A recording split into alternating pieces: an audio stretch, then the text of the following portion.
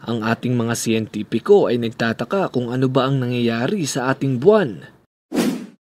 The moon is really acting weird. Ito ang sabi ng ilan sa ating mga eksperto. Bigla na lang itong lumiliwanag na para bang may sumasabog. Bigla na lang parang may apoy at naglalabas ng fog na may iba't ibang kulay. Tanong ng marami, okay lang ba ang ating buwan?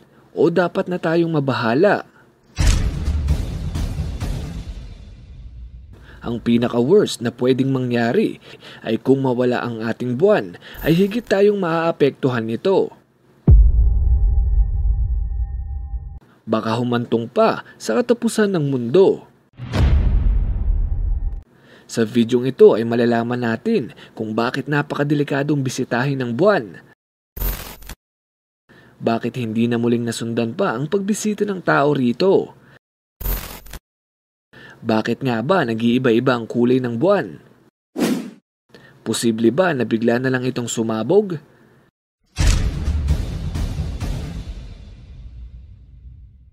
Mga weird na bagay na nangyayari sa ating buwan, yan ang ating aalamin.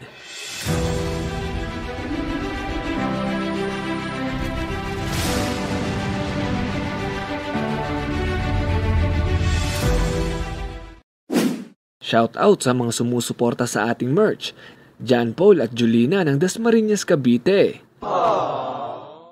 Maghihiwalay din kayo. Sana hanggang dulo na. Maraming salamat sa pagbili sa ating merch. Mabilisang flex lang sa ating shop. Kung gusto nyo ng Mr. Pantas hoodie, t-shirt o mug, ay bisitahin lamang ang ating Shopee at Lazada. Nilagay ko na ang link sa ibaba nitong video.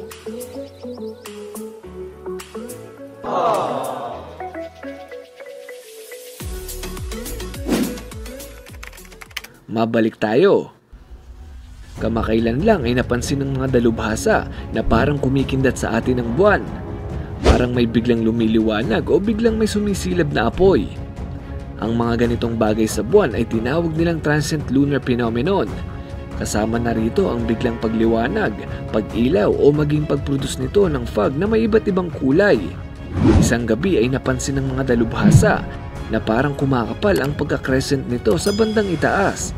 At nang i-super zoom nila ay nakita na isa itong napakalaking apoy mula sa surface nito. Ang mas kakaiba pa rito ay hindi lang makatatong beses itong nangyari.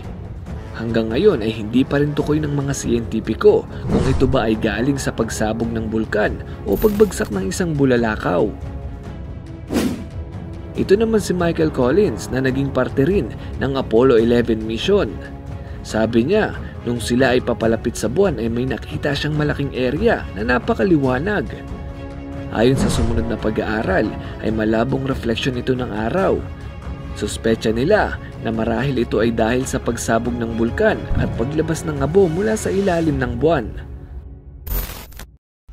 Meron ding isang record na pagsabog ng isang bulalakaw sa surface ng buwan. Kitang-kita mismo mula dito sa Earth at nakunan pa nga ng kamera. Talagang nagliwanag ito at nagdulot ng pagyanig sa ating buwan. Bukod dito ay napakarami pang naitalang pagsalpok ng mga bulalakaw sa ating satellite. Kaya tignan niyo na lang ang mga uka sa ating buwan. Parang mukha mo, walang paglagyan. Talagang lapitin ng mga bulalakaw ang ating buwan. Isa ito sa mga dahilan kung bakit hindi ligtas pumunta rito. Kaya naman, ang Artemis mission na magaganap ngayong taon ay talagang plinanong mabuti ng mga siyentipiko. Naglabasan din mula sa iba't ibang bansa ang experience ng mga scientist patungkol sa buwan. Umabot ng hindi bababa sa 3,000 ang listahan ng mga kakaibang bagay na nangyari dito. Punta pa lang tayo sa exciting part. Marami ang nagtatanong kung bakit nga ba nag-iiba-iba ang kulay ng buwan mula sa Earth. Una sa lahat, ano ba talaga ang kulay nito? Ayon sa kuha ng NASA, ito ay dusty gray o parang abo na gaya sa bulkan. Pero nang inilabas ng China ang kanilang footage ay hindi ito dusty gray, kung hindi mamula-mula na parang surface ng Mars. Isa ito sa mga dahilan kung bakit maraming nagsasabi na pineke lamang ng NASA ang pagpunta nila sa buwan taong 1969.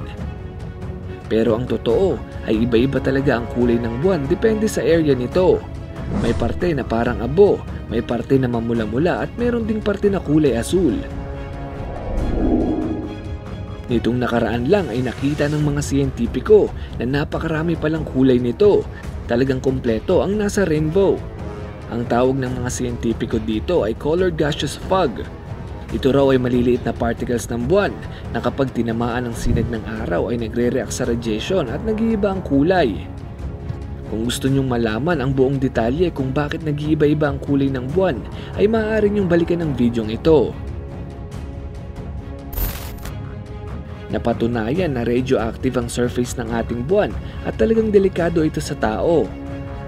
Ang mga astronaut na pupunta rito ay maaaring ma-expose sa mga radiation. Bukod sa radiation na makukuha mula sa araw, ay maaari rin silang makakuha ng radiation mula sa buwan. Kaya ang Artemis mission ay hindi basta-basta. Talagang pinaghandaan ito at talagang ginastusan ng kanilang mga spacesuits. Ang halaga ng bawat spacesuit na ito ay hindi bababa sa $1 bilyong. Mas mahal pa sa mismong space shuttle na sasakyan nila. Ngayon punta na tayo sa pinaka-exciting na part. Tanong ng mga tao na nababahala, posible ba na bigla na lang sumabog ang ating buwan? Kung bigla itong sumabog gaya ng nakikita nyo, ay agad-agad itong mahihila ng ating gravity. Mag-aapoy ang mga ito dahil sa friction mula sa atmosphere at talagang literal na uulan ng apoy. Masusunog ang mga bagay na tatamaan at hindi malabong kumalat ang apoy na dala nito. Ang mga maliliit na parte naman ay hindi mahihigop ng ating gravity. Mananatili ito sa kalawakan at magsisilbing singsing ng ating planeta. Kapag nangyari ito, hindi na natin masisilayan ang ganda ng gabi dahil mahaharangan ito ang malaking bahagi ng kalawakan. Ang pag-ikot ng Earth ay biglang bibilis dahil una sa lahat, ang buwan ang dahilan kung bakit mayroon tayong 24 hours a day at 365 days per year. Sa mga hindi pa nakakaalam, pinipigilan lamang ng buwan ang ating planeta na umikot ng napakabilis. Kung ganito kabilis ang Earth ay hindi naman tayo tatalsik dahil pa rin sa gravity. Pero ang matinding dulot nito ay mas lalakas ang mga bagyo. Magkakaroon ng malalakas at malalaking mga hurricane sa iba't ibang panig ng mundo. Sa ngayon ay wala pa tayong dapat ipag-alala kung posible ba ito dahil ayon sa mga scientist ay napakababa ng porsyentong mangyari ito. Pero hindi pa rin sila kampante. Gusto nilang malaman kung ano na ba talaga ang nangyayari sa ating buwan. Sa katunayan nga, ngayong taon ay sisimulan na ang Artemis mission at sa taong 2024 ay muling pupunta ang isang grupo ng mga astronaut sa ating buwan. Ngayon na lang ulit may pupunta sa ating buwan makalipas ang 50 taon. Alam nilang mas delikadong pumunta rito kaysa sa Mars pero patuloy pa rin sila sa kanilang misyon alang-alang sa karagdagang impormasyon na nais nilang iuwi. Bukod dito ay sisimulan na rin magtayo ng moon base camp at plano nila itong matapos sa taong 2028. Layunin nilang makapagtayo ng maliit na tahanan para kayaning magtagal ng mga astronaut dito ng at least 2 buwan. Sa kasalukuyan din ay ginagawa na ng NASA ang isang rover na kayang magsakay ng mga astronaut para mas mapadali ang kanilang trabaho. Bukod sa pagpapatayo ng base camp, ay nais din itong tayuan ng gasoline stop para naman sa malalayong misyon ng NASA. Halimbawa sa Mars, imbis na magtuloy-tuloy papunta rito, ay maaari rin daw i-consider na huminto muna saglit sa buwan para magkarga ng gasolina. Pero ang lahat ng ito ay talagang napakahirap gawin dahil sa tinatawag na lunar regolith. Ang karagdagang impormasyon tungkol dito ay mapapanood sa next video na makikita sa dulo.